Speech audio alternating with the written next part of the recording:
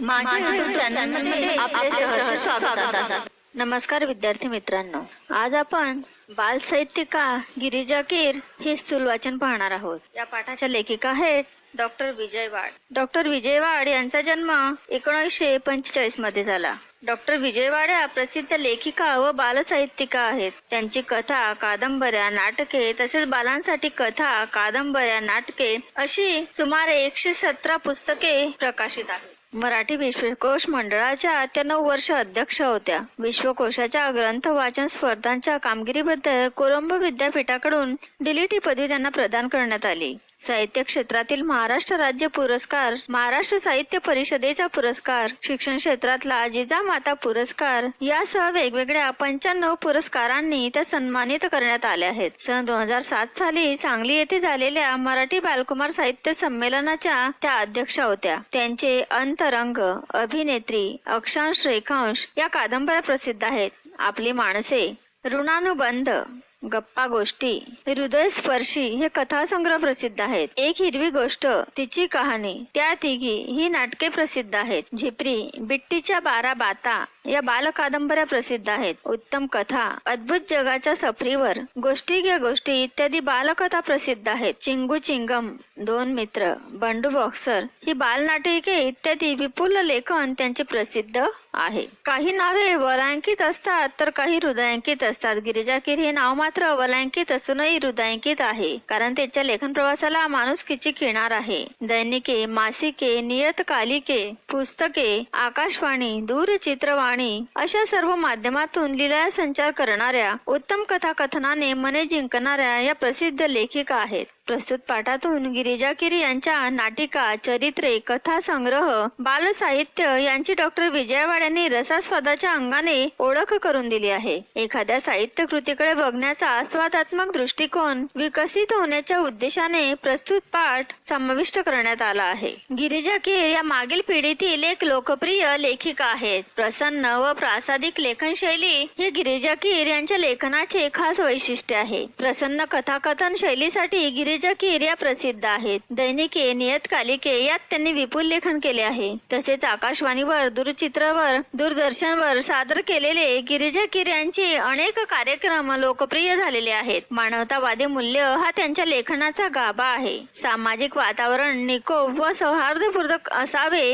हा त्यांचा दृष्टिकोन आहे. डॉक्टर विजय वाड यांनी गिरिजा कीर यांच्या कथा लेखनाची एक प्रकारे रसास्वाद घेऊन समीक्षा केलेली आहे. आपल्याला एखादी गोष्ट आवडलेली असते, ती का आवडली व नाही आवडली तर ती का नाही आवडली, त्या आवडीनिवडीचे विश्लेषण आपल्याला करता यायला हवे. या गोष्टींचा चांगल्या गुणांचे किंवा तिच्यातील दोषांचे विवेचन करता यायला हवे. एखादं पुस्तक तुम्हाला आवडलं तर त्यातल्या कोणत्या गोष्टी आवडल्या हे मांडणे म्हणजेच रसास्वाद होय. एखादी गोष्ट आवडण्याचे वा न आवडण्याचे चिकित्सक अभ्यासपूर्ण विश्लेषण म्हणजेच समीक्षा होय. कोणत्याही साहित्य कृतीची, कलाकृतीची समीक्षा करण्याची पहिली पायरी म्हणजे कलाकृतीचा, साहित्य कृतीचा रसास्वाद घेणे होय. कोणत्याही कलाकृतीचा आस्वाद घेताना पुढील मुद्दे लक्षात घेणे आवश्यक आहे. पुस्तकाचा वाङ्मय प्रकार कोणता, पुस्तकातील व्यक्तिरेखा आणि त्यांच्या स्वभावातील भारावून टाकणारे विशेष कोणते आहेत, व्यक्तिरेखा सहजपणे फुलल्या की बारकावे कृत्रिमपणे टिपले जातात, कथानक आकर्षक उत्कंठावर्धक आहे का, काव्य संग्रह असल्यास कवितांचे भाव सौंदर्य, विचार सौंदर्य व अर्थ सौंदर्य कशातून जाणवते,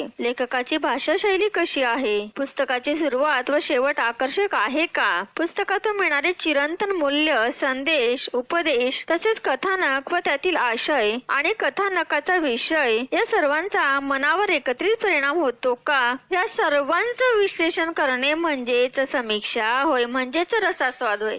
जेव्हा तुम्हाला या सर्व प्रश्नांची उत्तरं मिळतील तेव्हा तुम्ही एखाद्या कलाकृतीचा, एखाद्या कथेचा, एखाद्या वाङ्मयाचा रसास्वाद घेत आहोत असं म्हटलं जात असतं. रसास्वादाला दुसरा शब्द आस्वाद हा सुद्धा वापरला जातो. आपण नाटक पाहतो, सिनेमा पाहतो, टीव्हीवर वेगवेगळ्या प्रकारचे कार्यक्रम पाहतो, गाणी ऐकतो, या सर्व वेगवेगळ्या कलाकृती आहेत. यापैकी काही आपल्याला खूप आवडतात तर काही नाही आवडत. यापैकी बरेच कार्यक्रम आपल्याला खूप आवडतात, पण आपण कार्यक्रमांविषयी मित्र मंडळींमध्ये, मैत्रिणींमध्ये भरभरून बोलतो. त्या कथेची, त्या नाटकाची स्टोरी आपण हुबेहूब वर्णन करत असतो. आता आपण स्वतः ते पात्र अनुभवलेलं असतं का नाही, पण आपण ती अगदी मन लावून पाहिलेली असते. त्यामुळे त्यामुळे आपण त्या गोष्टी इतरांना सांगू शकतो. आपल्याला आवडलेल्या गोष्टी आपण घोडून घोडून सांगतो की ही खूप छान आहे, तुम्ही पाहायला हवं. आपल्या या संपूर्ण कृतीमध्ये आपण त्या कलाकृतीमधील सर्व चांगल्या गोष्टींचा समरसून आस्वाद घेतलेला असतो. आपले त्यावेळचे सगळे कथन एक प्रकारे रसास्वादच असते आणि जेव्हा आपण हा आस्वाद घेतो, पूर्णपणे त्याच्याशी तल्लीन होतो, एकाग्र होतो, त्याच वेळेस आपण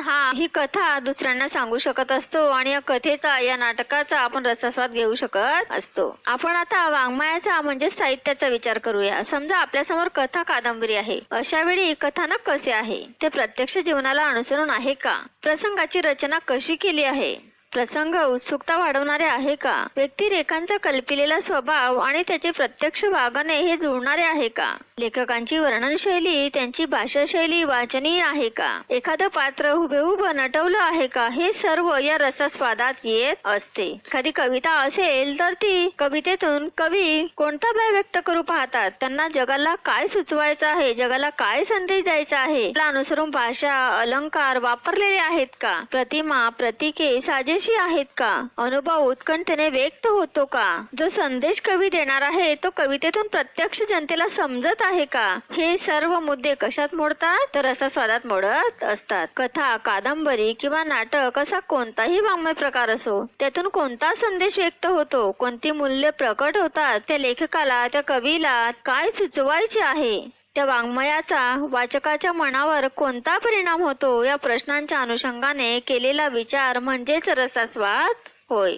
आपण रसास्वाद घेतो म्हणजे एखाद्या कथेचा, नाटकाचा, कादंबरीचा आस्वाद घेतो तेव्हा वरील प्रश्न मात्र रसास्वाद घेत असताना कळत नकळत, स्पष्ट अस्पष्टपणे आपल्या मनात हे प्रश्न असतातच. प्रसिद्ध कथा लेखिका आणि तरीही गिरिजाबाई बालसाहित्याकडे वळल्या. गिरिजाबाईंनी विपुल लेखन केले आहे. कथा लेखिका म्हणून त्यांना साहित्य क्षेत्रात मानाचे स्थान मिळाले आहे. साधारणपणे असे लेखक बालसाहित्याकडे क्वचितच वळतात. गिरिजाबाई मात्र आवर्जून बालकुमार साहित्याकडे वळल्या. या क्षेत्रातही त्यांनी लक्षणीय निर्मिती केली. बालसाहित्यामध्ये बहुत करून जादू, चमत्कार यावर भर असतो. गिरिजाबाईंनी मात्र बालकुमारांच्या भावविश्वास प्रसंगावर आधारलेले साहित्य निर्माण केले. उदाहरणार्थ आमच्या आपल्या गप्पा टप्पा, चला खेळूया नाटक, साळुंकीची कहाणी, नीला राणीचा दरबार, मी कोण होणार इत्यादी पुस्तके प्रकाशित केली. मोठी माणसे मुलांच्या मनाचा विचारच करीत नाही, ही समस्या एक अर्ज आहे बाप्पा या नाटिकेत मांडली.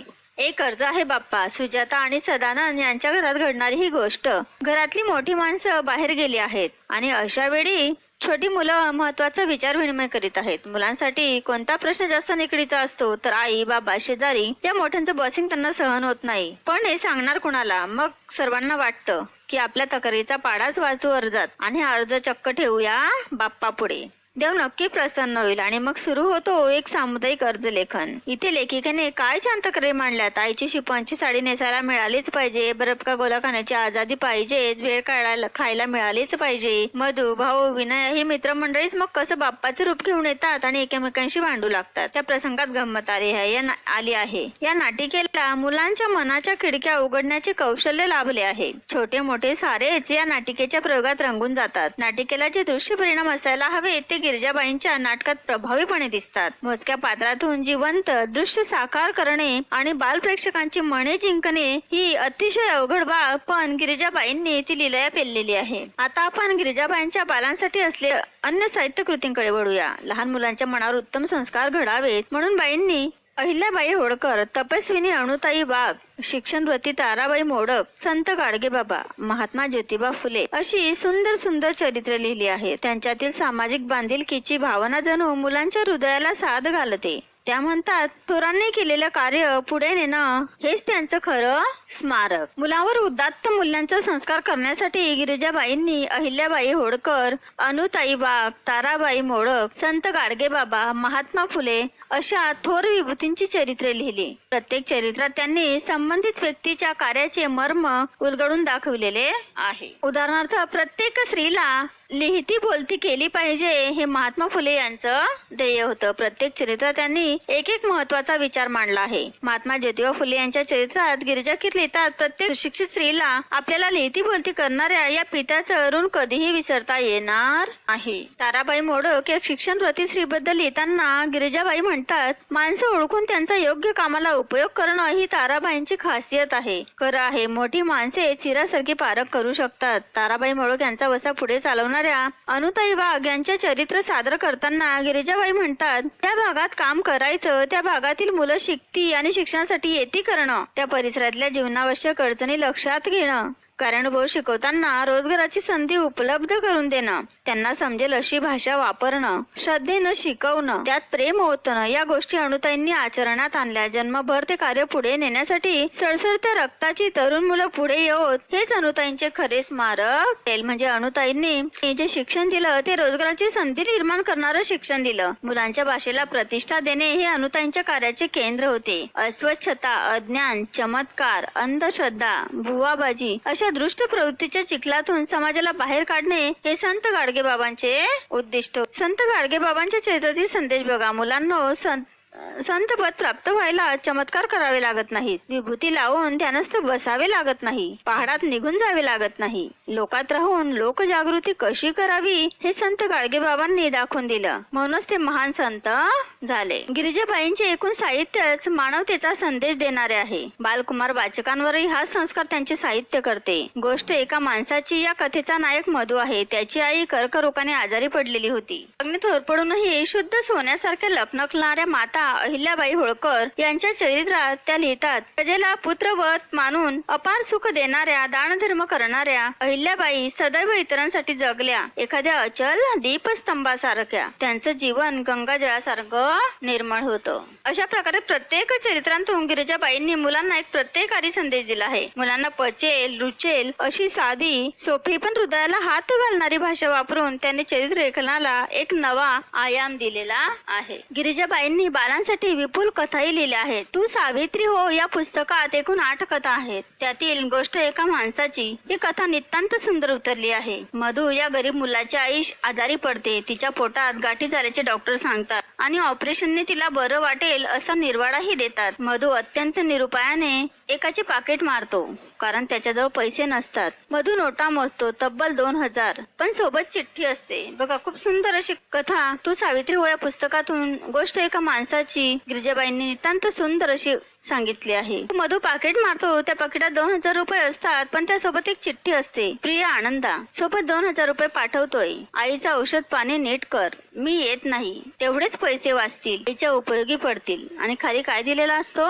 पत्ता दिलेला असतो. बघा, ही चिठ्ठी तो मधू वाचतो आणि पुढे काय करतो बघा. या पत्राने मधूचे डोळे उघडतात. तो पत्ता शोधत त्या माणसाकडे जातो. त्या माणसाने आपल्या आईच्या आजारपणासाठी ते पैसे ठेवलेले असतात. मधू आपल्या वाईट कृत्याची कबुली देतो, पण तो मनुष्य ते पैसे मधूला परत करतो. तो का परत करतो याच्या मागचं कारण बघा विद्यार्थी मित्रांनो. आजच आई गेल्याची तार आली. आता मी या पैशाचं काय करू? तुला हे पैसे कामी येतील. तुझी आई बरी झाली तर माझीच आई बरी झाली असा आनंद मला मिळेल. मोठ्या मनाचे हे दर्शन विस्मयचकित करणारे या कथेत गिरिजाबाईंनी मांडलेले आहे. त्या मधूची आई कर्करोगाने आजारी पडलेली आहे. तिच्या ऑपरेशनसाठी मधूने नाईलाजाने एका व्यक्तीचं पाकिट मारलं. पैशासोबत असलेल्या चिठ्ठीमुळे त्याला वेगळ्याच सत्याचे दर्शन घडले. पाकिटाच्या मालकाने ते पैसे स्वतःच्या आईच्या उपचारासाठी राखून ठेवलेले होते. हे समजताच मधूला प्रचंड पश्चाताप झाला.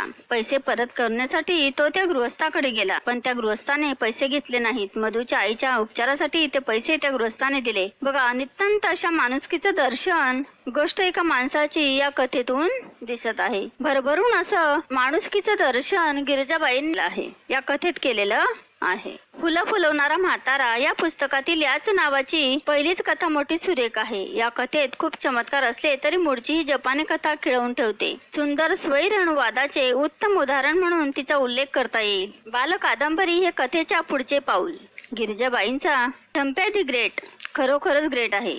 महान चळवळ्या वळवळ्या बघावं तेव्हा नसत्या उद्योगात घडलेल्या झंप्या बघता बघता बालवाचकांचा लाडका होऊन जातो. आग लागली असे वाटून आगीचे बंब बोलवण्याचे प्रकरण या कथेत खूप सुरेख गिरजाबाईंनी रंगवलेले आहे. येळबंबू डब्बू ही बाल कादंबरी मनोरंजक आहे. प्रत्येक लहान मूल आईचं आपण आवडतं व्हावं या प्रयत्नात असतं.